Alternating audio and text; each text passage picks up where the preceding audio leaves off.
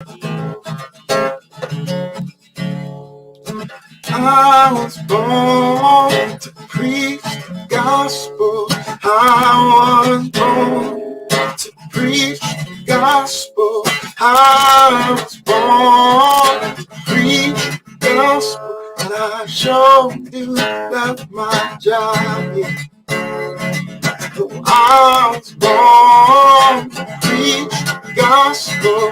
I was born to preach the gospel. I'm born to preach the gospel. I sure do love my job. Yeah. Yes, I really love my job. I'm a disciple that makes disciples, that makes disciples. Oh, I'm a disciple that makes disciples, that makes disciples. I'm a disciple that makes disciples, that makes disciples. Yes, I'm a disciple that makes disciples, that makes disciples. I'm a disciple that makes disciples, that makes disciples. I'm a disciple that makes disciples, that makes disciples. Get firmly rooted. So let's get firmly rooted. Let's get firmly rooted. So let's get firmly rooted. Oh, I'm a disciple that makes disciples, that makes disciples. I'm a disciple that makes disciples, that makes disciples. I'm a disciple that makes disciples, that makes disciples. Let's get firmly rooted. Firmly rooted. Let's get firmly rooted.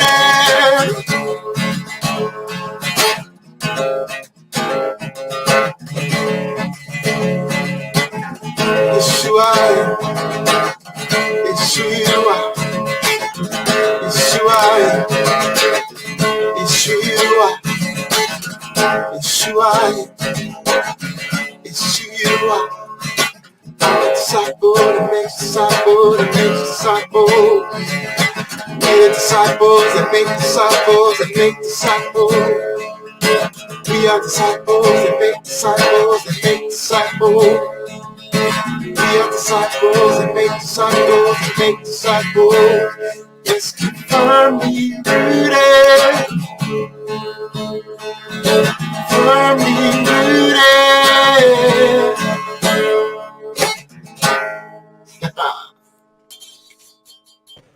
Good morning, everyone, and happy Thursday morning. Pastor Tom Donnelly, Firmly Rooted Ministries, and we are still in the book of Acts. We're getting closer to the end of the book of Acts, and excited to go through some of this with you. Steve and Diane Drew are in the house, and Kimberly is in the house, and I've already served a couple customers. Woo, woo, woo, woo. Tough to do that sometimes when they walk in right while you're doing a live. Oh, well, that's the way it is. All right, Steve, good morning. Jackie Matus, good morning. Vivian Davis, good morning. Roger down at Firmly Rooted Greendale, good morning. Bert Reggiani, good morning. Diane, good morning. Nikki Chason, good morning. And there are some others popping on as I can see. So the basis of this historical section that we're going through with Paul, it's important. It's more than just the details. What we have to do is be looking at both kingdoms. This is a lesson in understanding that there are two kingdoms and they're always interrelated and they're always on the move. And I wonder sometimes if the issue is we don't see it. And if we don't see it, we won't act accordingly. So Paul, just like you and I, is going through one hell of a situation. He's been preaching the gospel. He's been doing what he's called to do. But he's been told by prophets, and if he makes it to Jerusalem, he's going to face some troubles.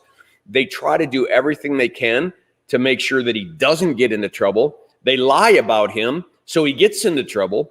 They like satanically are crazy wanting to kill the guy. Roman soldiers protect him. Paul tries to talk to the people. They want to kill him again. The Roman soldiers decide that they might flog Paul and get the truth out of him and figure out what in the world created this uproar. He tells them he's a Roman citizen, so they don't beat him. They have this little bit of a hearing where the commander asks the religious leaders and Paul both to show up in front of him and, what in the world's going on? Paul speaks. He talks about being arrested because of his belief in the resurrection, which gets the Pharisees and the Sadducees all attacking each other. And before you know it, the poor commander has them all crazy again, and he doesn't know what to do. So he puts Paul back into the barracks and is awaiting to see what's next. Well, where's God's kingdom in all of that? God's kingdom is in the fact that Paul knew. He was told what was going to be happening. He's no surprise.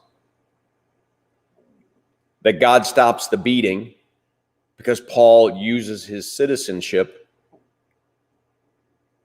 God allows Paul to preach the gospel and tell them exactly why he's on trial for the first time.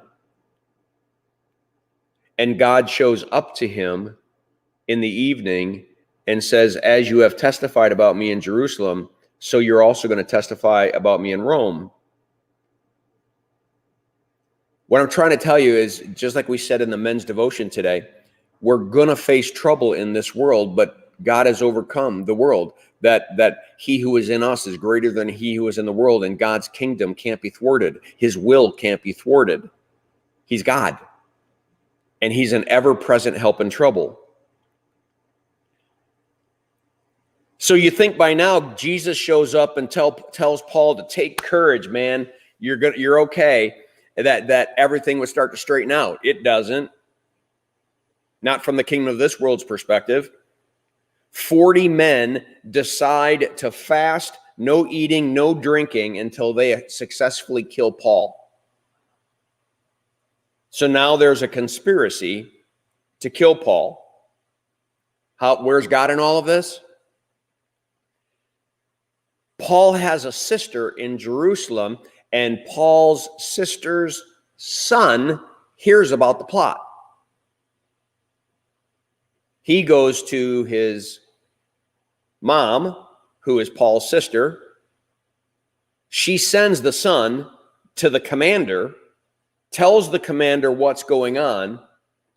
The commander listens to the whole thing and now says, I've got to do something. Why? He has the responsibility of protecting a Roman citizen. Paul is a Roman citizen because he has a father who was a Roman, mother who is Jewish, and so he has a birthright protection. So this commander is doing the thing that he has to do, not because he likes Paul, because he is obligated to protect a Roman citizen. But listen to what he puts together. He called 2 of his centurions and ordered them, get ready a detachment of 200 soldiers, 70 horsemen, and 200 spearmen to go to Caesarea at night. Because you're going to take Paul to Governor Felix. Can you believe that? 200 soldiers, 70 horsemen, and 200 spearmen. Best I can tell, that's 470 people that are going to go and protect Paul, get him out of Jerusalem. Why? Because God needs him in Rome. God's kingdom is happening while this worldly stuff is happening. And this is what we need to start seeing in our own lives. It's not either or. It's probably always both. But if we don't work to see it, we'll be overwhelmed by the things of the kingdom of this world and just say, God's abandoned us. God has not abandoned Paul. He's right in the mix with him during this whole time. So the governor writes this letter to Felix and tells him, hey, I got this Jew who's also a Roman citizen.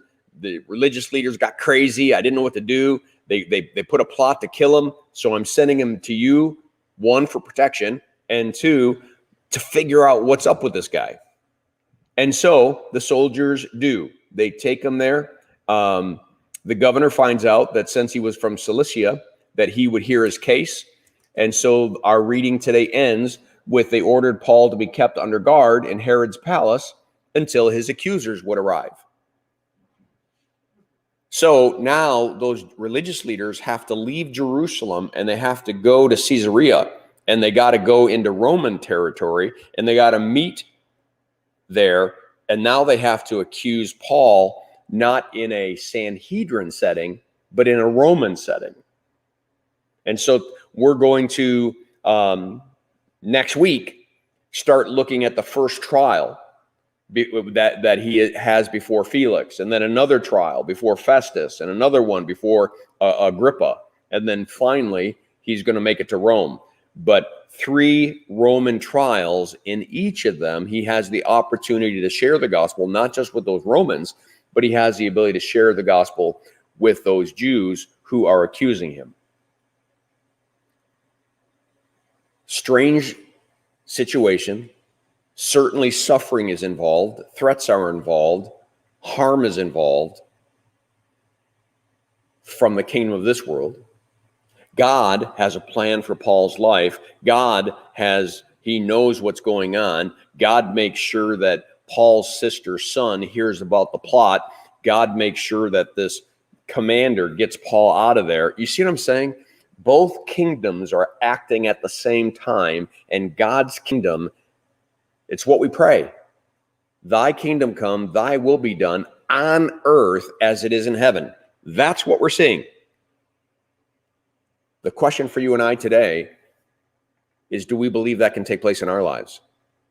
Or are we living in an either or? Everything's calm and God's with me. Everything's not calm. He abandoned me. It's not a very good theology, but there's a whole lot of Christians living like that. God is always with us. God is our refuge and strength, a very present help in trouble. A very present help in trouble. All right, that's what I have for you. I hope that this devotion was a blessing to you. Have a great day. Make it a firmly rooted day, and may someone see Jesus in us today. Peace.